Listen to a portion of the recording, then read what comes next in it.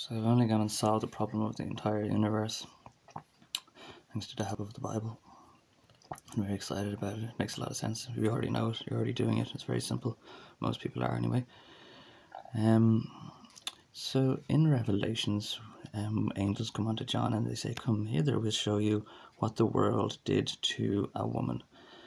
And this woman was an important woman. She was like some sort of friend of Jesus's or something, like in the situation of Jesus and John. She was somebody like Mary Magdalene, practically perfect in every way.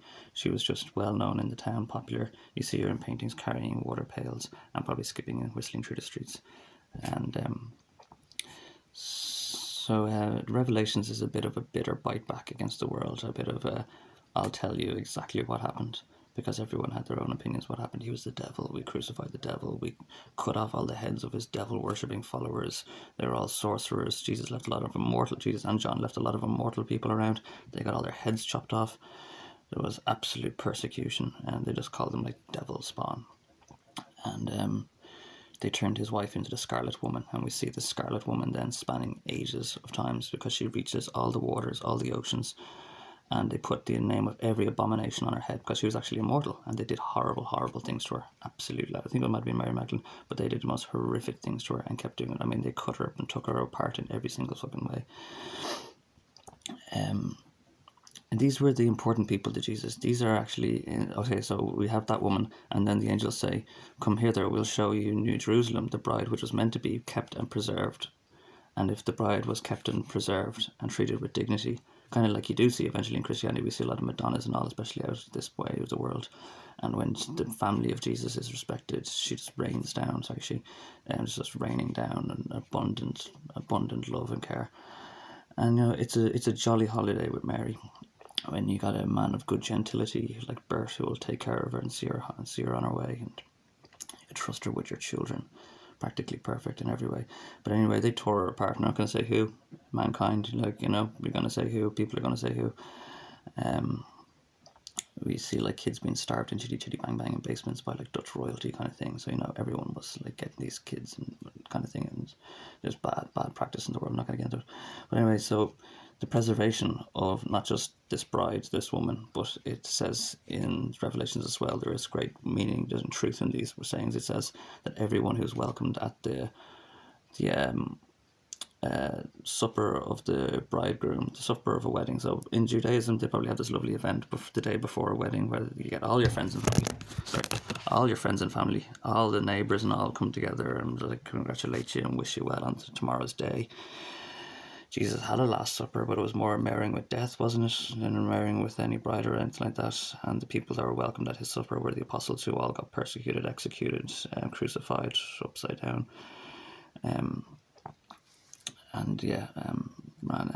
Peter, Paul, and Mary survived. Peter got crucified around Jerusalem area. Paul made it to Greece and then back to Jerusalem, and then Paul finally made it to Rome, where they reached the level of okay, the crow got power, the crow got this, and they worked together more so. So it was a situation of okay with this stability. And I think Mary kept going out west. I think she got all the way out to England, Ireland, Hibernia back then, the west of wests, the land of 100,000 welcomes. And we were blessed by protecting the widow and child kind of thing. This is a thing you see in Masonry, you see in societies. I thought you saw this in Rosicrucian and Rose societies. It turns out they think Jesus is the devil as well, and they go around killing Christians and doing horrible things and having sex with the Scarlet Woman who was supposed to be preserved. So, I'm not giving you bad idea, because that leads to perdition. That's the road to absolute apocalypse, is perdition, is when you exploit the very exploitable attendance of this family's wedding, basically. And we see this as a history of apocalypse going on all throughout the Torah, where brothers of a special family are falling apart, and just because this specific family, like, it's hard to deal with, fall apart, the world falls into disorder and chaos. The entire world starts falling into an oblivious situation, oblivion, and it's apocalyptic. apocalyptic is just when there's disorder in the temple. Other merchants and people will have to control the temple. They'll be using it. They'll be selling it as augmented reality. You can have sex with all your ex-girlfriends and all these celebrities. You can meet the A-listers. You can meet your. You can do so much in these ovaries and things like this in the temple. And this is what happened with Solomon. They didn't want David to be in control or David to be in power, because they didn't trust him or something like that, you know. And they got his kid, rather. They got his kid. He accidentally kind of had a star child with Bathsheba, and he tried to kind of conceal that and keep that safe from being spilled, but that did spill. And then they actually had the Solomonic temple. That's when they actually worked with him, and they let him get stoned, and they let him listen to music, and they let him prophesize. It wasn't as good, in my opinion, as the Davidic temple would have been, because God will deliver unto your children or your people exactly what's meant for you. So he would have spoken in much cooler stuff to David, and David would have delivered much better prophecy than the Proverbs, which, you know, aren't great. Solomon, or the Solomonic period. The Solomonic period is when Gentiles and Gypsies really got control of it, something that was essentially Judaic and originally, and Masons are the everyman, and again they're supposed to protect the widow and child. So every Sunday when you go to Mass, you're attending that supper. Yous all go to Mass, and yous all go there. You respect the tabernacle. You don't even know what it is. It's this family kind of thing. You pay your respects. At one point you realize this is important. So the American flag has reds and whites in between it, and there's a saying that they say the house says scrub the floor. That means keep the white in between the red. That means keep the peace in between the blood, because if it don't, it's apocalyptic. You see. So everyone in Christianity are technically welcomed at this feast before the wedding, this kind of party, and you're all supposed to be nice to each other, and that's the bottom line, you know, 'cause Stone Cold said so, baby. That's the bottom. You're all supposed to be nice to each other. When they don't scrub the floors, the spaces in between, they get tight and black, and they get turned into iron. They're kind of war flags. That's when things change to blackness. You see that in Spider-Man. Spider-Man is a man who appears in a time of apocalypse or revelation. And that's why Spider-Man has black webbing kind of like that, because the lines get tight and divided in between the Bloods and families. So, I could tell you about the blues and stars and all as well. There's a divided kind of notion in America between blues and stars, but like Jesus had stars. He was like a star birther, and he was the blood. Like there's loads of things, like people shouldn't be divided between Bloods and Crips, because there's bloody Crips, you know. I breathe stars, and I think I'm one of the last shreds, or one of the last bits of blood. After me, there's going to be no more. We're at the bad time around. I'm meant to mind the gap. But anyway, you go to the supper every week, say it's on the Sabbath, and what do you do there? You realise that we're all the brothers and families of Christianity, that just by you loving thy neighbour, you prevent apocalypse. It's this wonderful feeling that comes over, that the world is moving in the right way and not moving towards the exploit of this family, of Jesus' family, of his friends.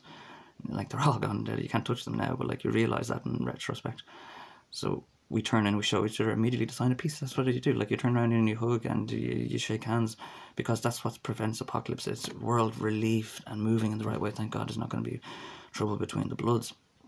Trouble between blood. I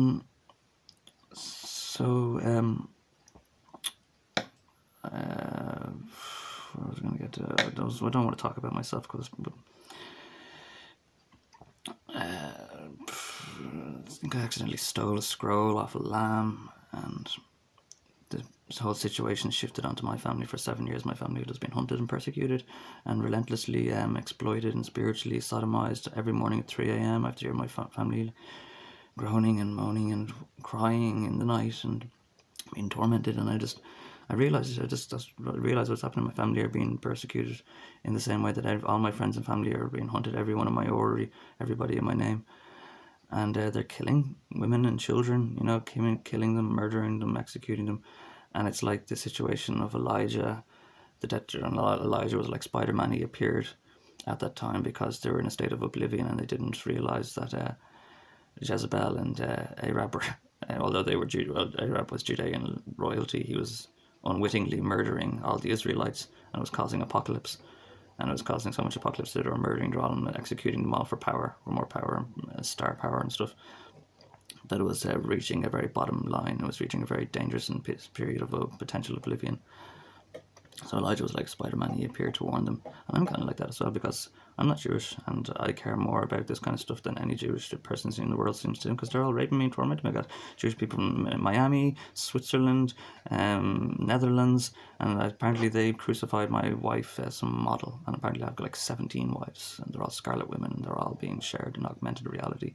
And it's just to let you know, that's the complete and opposite direction of respecting the people who might be invited to my session or might be invited to my party. So it's just happening again, and the people that are all being particularly persecuted. And God knows how many people I've affected in my life. I used to busk quite a lot. I used to do a Bob Dylan set, and I used to get a lot of compliments. I'd always say thank you when someone dropped a coin. For all I know, every single person that I've come into contact with has been poured out with the potential for prophecy over the last 7 years, and mad stuff. And yeah, the amount of rich people coming to Ireland at the moment, and they're shopping. There's a really funny little ad where the beef is back in town, and everybody is really begrudgery in Ireland. They're like, "Oh, well, Mr. Perfect, like, why don't you want to take me?" And it's like, they're taking you for spiritual slavery. This entire country is being spiritual. They're working with Sinn Féin and their government that got elected and everything, and they're working with them. They're guiding the way. Basically, they're burning down countries with Babylon, my name or my star, and they're cleaning them up and selling them the care plan. And it's happening the entire world over. I'm at the very centre of Apocalypse. We're at year 7 or 8, and I was expecting a Potiphar by Joseph, like Joseph was put in the well, and an apocalypse was caused because his brothers, the original the Jacob family, under a star, they put their brother in a well because they were jealous that he was going to be the main star bearer of the family. He was gifted a kind of mantle by his father, and they threw him down the well, and that caused apocalypse. And it was only because an Egyptian man, ironically enough, Egypt did a rescue there, gave Joseph an office and respected him and protected him and didn't exploit him, that the famine period after the 7 years of apocalypse was prevented 7 years after him having good labour. And as far as I'm aware now, you don't have enough time. You don't have enough time. You had 7 years of feasting on my orrery, and it's in the 8th year now, and you don't have the time to fix it. So you are on the road to what is called in the Revelations as perdition. Either you respect the people at the family at the party before the supper, or you all go into perdition. It's all apocalypse, and it's going to be slow, long, and painful apocalypse. And you're going to be like Marty McFly. You're going to be wondering, we need to go back in time, and we need to do something about this guy's kids. Otherwise, we're all going to end up in Rockefeller Towers. And you know what he's doing there, Marty, when he's in the room and he's like, he calls out loads of names, and loads of heads appear on the TV screen, and they all come listen. That's angelic work. It's called calling a troop, and they're doing the work that angels are meant to do, because there's no more angels on earth anymore, and it's a horrible, terrible place. It's a world that's been forgotten and left behind by, not entirely forgotten or left behind, but it's lost and it's slipping into oblivion. And you can see how bad things can slip into oblivion, and you got like Ahab killing all the Israelites, and he was Jewish. He was the Jewish king, and you can see this kind of crap going on nowadays. And anyway, since I stole the scroll, the whole power is being shifted, and sadly it was not to do it like Christianity anymore. I'm kind of worried and scared about it all. I didn't mean to steal it or take it. It was just the beast. And you see in Revelations, Jesus was the beast, and it's not really the beast. The beast is the sun, Bech, east, house of the east, house of the rising sun, and he was the best. That's what the beast kind of think about that. He was the best to date. So loads of horrible, nasty kings and rulers from the Jacobean line probably crucified people, tear them apart, do weird stuff and horrible stuff, and they were the best of the day because they knew the Torah, the best. Well, like they had an idea, and they were the best of the day, and they became the Zatan. It's like the people in the sky, people in the stars, and then the starlight is sunlight. So big people, like I said again, Jewish people used to wear these big hats to protect them from the sunlight. Other people used to do this as well because the Satanism was really bad in the day, until you get someone like the best, Jesus, who completely broke the mold as far as Judaism was concerned. He turned everything on its head. He was very rebellious about it all, and he completely reformed. And it's a very important thing that in Judaism, really, and they're going to go against it. They're very conservative, but they reformed from Egypt, and then they reformed inside so many times during the chronology periods. And then there was absolute reformation in Jesus. And I got a great saying at the very end of the Bible. It's really cool. One of the last things John says is, "Even so, Jesus Christ." And it's a really funny saying, because you might think you know perfect science and you can think you can determine what's going to happen on every day, but even so, something happens and it completely turns everything on its head. Even so, Jesus Christ, because he showed up and he turned everything on its head. and he was the best of that day. He outdid all the history of rabbis and scholars and people, and he knew best what God really wanted for the world, and wasn't explicit laws and Torahs and all. It was a general gist of it and a way of keeping in that general gist. And so yeah, because Jesus took that, and then we're all in the family of Jesus. We all have to love and respect one another, and just that's what the hippies did it in the 60s so much. They just absolutely loved their neighbours, and they could take power back from all the chronological figures, and there wouldn't be any ruler. It would be this kind of utopic anarchy when it comes to spiritual power, because the temple would be with everybody more so than the crows or people who took it or stole it. People who coveted his wife, who stole his wife. And this is exactly where we see the Decalogue appear from, because the Decalogue is exactly the law for respecting your neighbour, respecting your neighbour's wife, respecting a lord, not using the name of a lord. The Decalogue in the commandment, thou shalt not steal, actually translates better as thou shalt not kidnap. And you might say kidnap, and I mean steal your neighbour's name.